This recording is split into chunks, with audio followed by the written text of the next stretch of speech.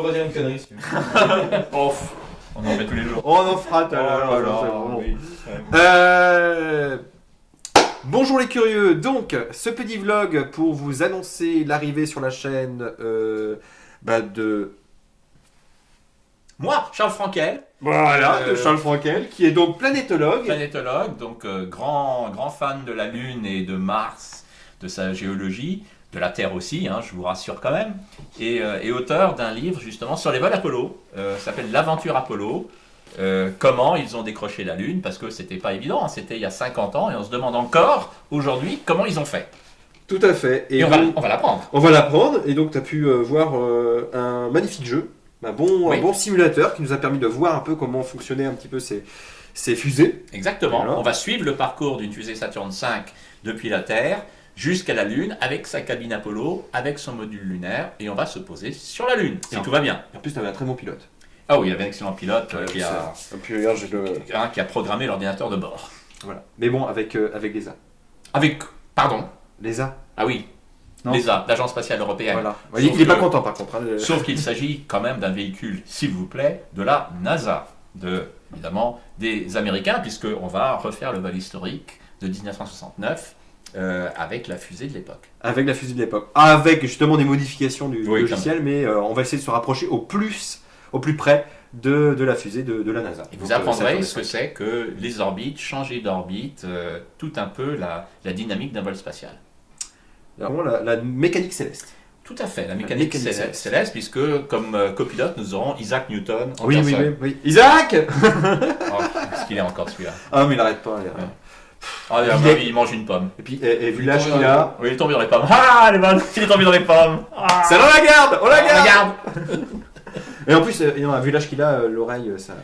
Oui, c'est vrai que ça fait, ça fait il est un peu sourd. Hein. Ouais, un petit peu sourd. Mais c'est toujours d'actualité, hein, les... Ah, c'est toujours les équations de Newton qu'on utilise. Il faut rectifier un petit peu avec Einstein. avec Einstein. Et on rectifie par exemple vos satellites GPS. Hein.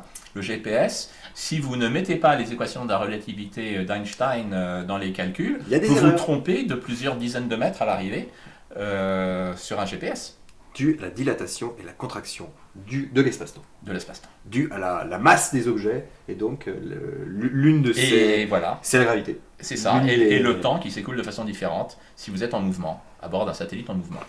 Donc la prochaine fois, Charles reviendra avec nous pour nous faire de l'astrophysique. Et non, c'est... Bon, on les a déjà tournés. On va dire franchement, on les a tournés. On a déjà tourné l'épisode. Ah bon?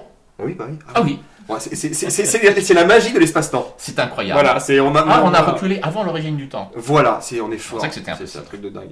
C'est un truc de dingue. Non, c'était vraiment un plaisir et vous allez pouvoir découvrir ça avec nous.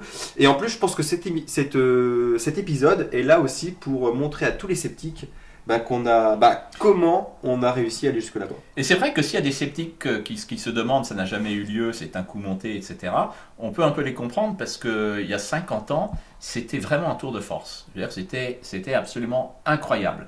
Alors, bon, évidemment, il y en a qui ont fait leur chou gras en vendant des livres, en disant que ça ne s'est jamais fait, que c'était fait en studio, etc. À mon avis, ça aurait coûté beaucoup plus d'argent de le faire en studio que de le faire pour de vrai. C'est clair.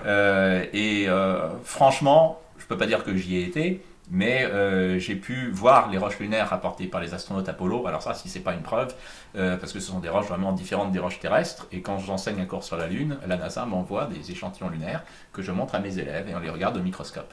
Et c'est d'une grande beauté. C'est vrai qu'une roche lunaire, ça n'a jamais été contaminé par de l'oxygène, comme sur Terre tout est rouillé, hein, tout est contaminé par l'oxygène. Il n'y a pas de fer natif, ou très peu. Voilà, alors que sur la Lune, il y a du fer natif, des choses non oxydées, et au microscope, c'est comme si vous regardez les vitraux d'une cathédrale. C'est d'une beauté, les roches lunaires, c'est magnifique.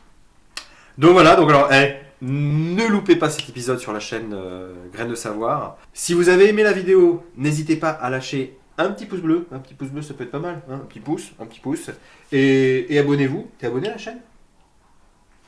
Là, t'es pas abonné à la chaîne, c'est normal. Abonnez-vous et partage la vidéo, Charles.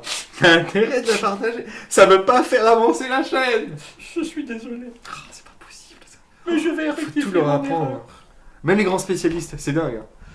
Et c'était encore avec plaisir de continuer une Et ben, collaboration tous les deux. Pour moi aussi, ça a été un fantastique vol vers la Lune et j'espère que vous en profiterez aussi. Allez, ciao. Et là, c'est moi qui le dis. Que la curiosité soit avec vous. À tout jamais.